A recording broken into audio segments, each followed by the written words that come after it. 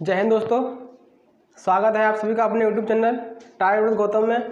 दोस्तों, हम लोग बातचीत कर रहे थे मौर्य साम्राज्य के ऊपर। किस पर? मौर्य साम्राज्य पर। और मौर्य साम्राज्य को हम लोग 2 पार्ट में कंप्लीट कर चुके हैं। उसके बाद मौर्य साम्राज्य के बाद जो आपकी आगे की क्लास है वो चलेगी आज मौर्योत्तर काल पर। किस पर? कि मौर्य साम्राज्य के बाद जो मौर्योत्तर काल है कहाँ से स्टार्ट हुआ वो, और मौर्य साम्राज्य का अंत कहाँ से हुआ। तो देखिए दोस्तों, स्टार्ट करते हैं कि जो मौर्य साम्राज्य था, तो मौर्य साम्राज्य का अंतिम शासक था बृहद्रथ। तो बृहद्रथ का एक सेनापति था और जिसका नाम था पुष्यमित्र शुंग। बृहद्रथ का एक सेनापति था और जिसका नाम था पुष्यमित्र शुंग। तो पुष्यमित्र शुंग ने बृहद्रथ की हत्या करके और शुंग वंश की स्थापना की। किसकी? शुंग वंश की स्थापना की। और शुंग वंश के बाद उसके बाद आगे चलकर कण्व वंश की स्थापना हुई। उसके बाद सातवाहन वंश की स्थापना हुई और उसके बाद चेदी वंश की स्थापना हुई। तो आज 4 वंश हैं जो मौर्योत्तर काल के अंतर्गत आते हैं, तो हम लोग उनको कंप्लीट करते हैं।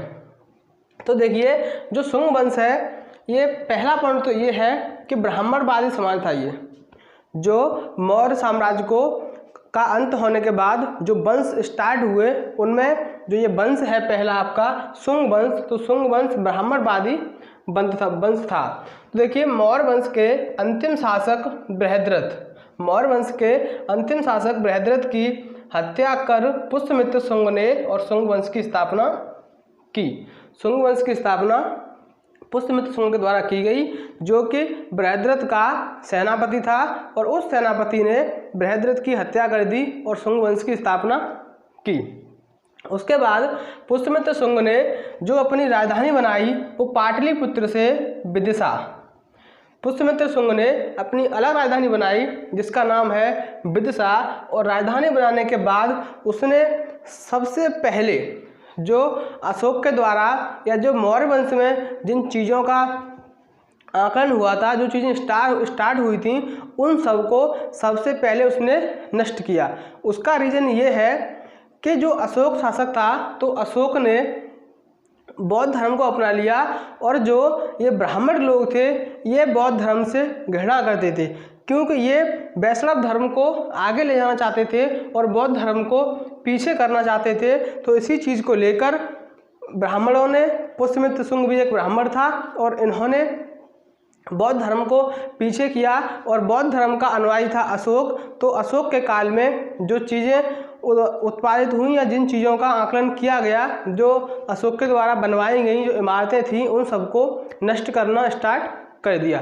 तो सबसे पहले अशोक ने जो 84,000 स्तूपों का निर्माण करवाया था, तो सबसे पहले उसको नष्ट किया गया। सबसे पहले उसको नष्ट किया गया कि 84,000 स्तूपों को नष्ट करवा दिया। किसने? पुष्यमित्र शुंग ने। उसके बाद जो पुष्यमित्र शुंग था, ये कैसा था? ब्राह्मणवादी। तो इसने 2 अश्वमेध यज्ञ करवाए। 2 अश्वमेध यज्ञ करवाए। क्यों करवाए? कि अपने ब्राह्मणवादी धर्म को आगे बढ़ाने के लिए इसने 2 अश्वमेध यज्ञ करवाए, जिससे कि जो प्रजा है वो आकर यज्ञ में भाग ले और हमारा साथ दे। उसके बाद इसी के जो पुष्यमित्र शुंग है, उसके समय भी एक व्यक्ति था जिसका नाम है हेलियोडोरस। हेलियोडोरस पुष्यमित्र के दरबार में आया। कौन? हेलियोडोरस पुष्यमित्र के दरबार में आया। जैसे चंद्रगुप्त मौर्य के दरबार में कौन आया था? मेगास्थनीज। और उसने अपनी एक पुस्तक लिखी जिसका नाम है इंडिका। तो हेलियोडोरस पुष्यमित्र के दरबार में आया, और जिसलिए जो हेलियोडोरस है पुष्यमित्र के दरबार में आया, तो उसके उपलक्ष्य में, उसके आने की खुशी में पुष्यमित्र शुंग ने मध्य प्रदेश में गरुड़ स्तंभ की स्थापना करवाई। किसकी? गरुड़ स्तंभ की स्थापना करवाई। देखिए, यहाँ पर जो अशोक के स्तंभ थे, जो स्तूप थे, उनको नष्ट करवा दिया और खुद अपने जो स्तंभ है उनकी स्थापना करवाई। तो मध्य प्रदेश में गरुड़ स्तंभ की स्थापना करवाई। उसके बाद जो पुष्यमित्र शुंग था, तो एक आक्रमणकारी था यूनानी, उसका नाम था मिलांडर। कौन? मिलांडर। तो पुष्यमित्र शुंग ने मिलांडर को पराजित किया पुष्यमित्र शुंग ने मेनांडर को पराजित किया। ये यूनानी शासक था, हिंद यूनानी शासक था और इसने आक्रमण किया उस समय भारत के ऊपर, तो इसने पुष्यमित्र शुंग ने इसको पराजित किया। उसके बाद जो शुंग वंश है, तो शुंग वंश का अंतिम शासक रहा आपका कौन? देवभूति। देवभूति शुंग वंश का अंतिम शासक रहा और अंतिम शासक देवभूति के बाद आगे चलकर कण्व वंश की स्थापना हुई और कण्व वंश भी एक ब्राह्मणवादी समाज था।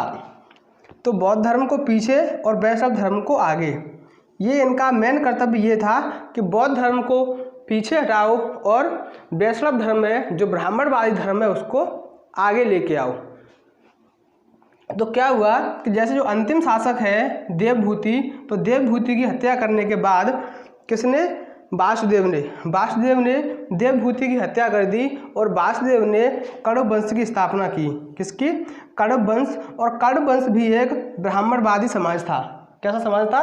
ब्राह्मणवादी समाज था, जिसका संस्थापक था वासुदेव। कौन? वासुदेव। यहाँ ध्यान रखिएगा, यहाँ देवभूति है और यहाँ वासुदेव है। देवभूति शुंग वंश का अंतिम शासक और जो वासुदेव है वो कण्व वंश का संस्थापक। और वासुदेव के बाद जो नेक्स्ट शासक बना वो कौन था? भूमिमित्र। और भूमिमित्र के बाद बना नारायण और नारायण के बाद बना सुशर्मा। कौन? सुशर्मा।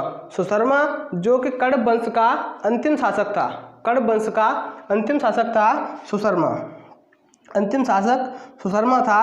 और उसके बाद जैसे ही कण्व वंश तक चलते हुए साम्राज्य आया, तो उसके बाद इतना विघटन हो गया कि सिर्फ और सिर्फ जो पाटलिपुत्र राजधानी थी वही बची और सारा मौर्य साम्राज्य ध्वस्त हो गया। उधर तक्षशिला, पंजाब सब कुछ ध्वस्त हो गया और सिर्फ आपके पास, इन लोगों के पास सिर्फ पाटलिपुत्र बचा जो कि राजधानी थी। तो सिर्फ पाटलिपुत्र का जो क्षेत्र था इस समय तक आते आते सिर्फ वही बचा और इनके पास कुछ भी नहीं बचा। सिर्फ पाटलिपुत्र के अलावा और इनके पास कुछ भी नहीं बचा।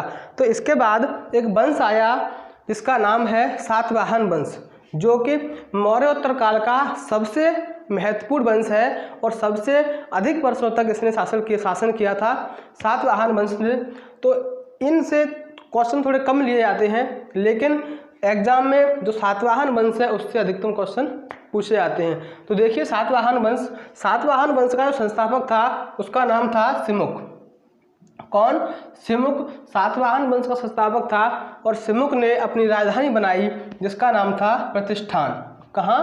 प्रतिष्ठान, जो कि महाराष्ट्र में पड़ता है। तो प्रतिष्ठान को सिमुक ने राजधानी बनाई। ये सबसे दक्षिणी शासक था, सबसे दक्षिणी साम्राज्य था, सातवाहन वंश था, सबसे दक्षिणी वंश था और इसने दक्षिण में सबसे अधिक साम्राज्य किया, सबसे अधिक समय तक इसने शासन किया दक्षिणी भारत में।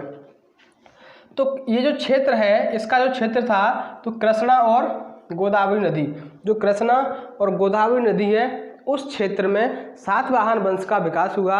और सातवाहन वंश ने जो वंश था वो मात्र सत्तात्मक वंश था। कैसा?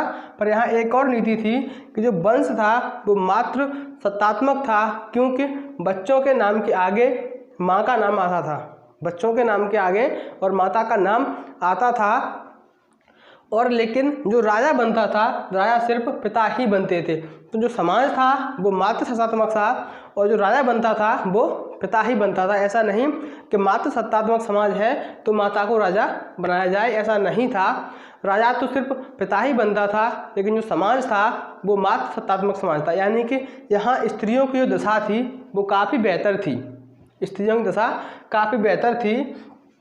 तो दक्षिण भारत में सबसे लंबे समय तक शासन किया इसने।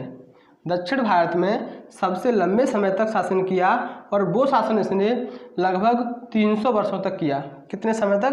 क्वेश्चन पूछता है कि सातवाहन वंश ने और कितने वर्षों तक शासन किया? तो 300 वर्षों तक सातवाहन वंश ने शासन किया और इसने बहुत नए कार्य किए जो अभी तक किसी राजाओं ने नहीं किए। एक तो इसने किया कि जो भूमि थी तो भूमि को ये दान में देना स्टार्ट कर दिया इसने। जो भूमि थी उसको, जैसे कोई भी ब्राह्मण आते थे या कोई बिच्छू आता है, कोई भिक्षा लेने आते थे, तो उनको दान में ये भूमि देते थे।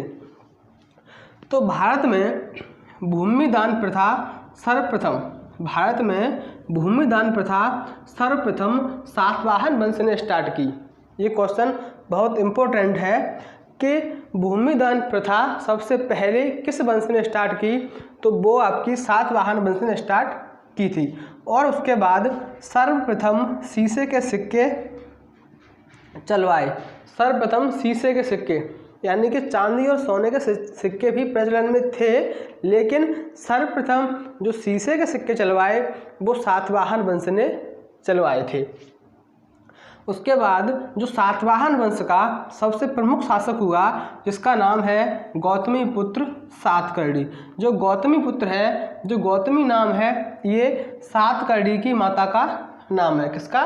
सातकर्णी की माता का नाम है, क्योंकि यहाँ पर समाज मातृ सत्तात्मक था, इसीलिए माता के नाम के आगे और पुत्र के नाम के आगे माता का नाम लगाते थे। और सातवाहन वंश की जो लिपि थी वो लिपि है आपकी ब्राह्मी। कौन सी? ब्राह्मी लिपि थी, यानी कि इस समय के जो साक्ष्य हैं, जो अभिलेख हैं, जो भी बुक्स लिखी गई थी वो ब्राह्मी लिपि में लिखी गई थी।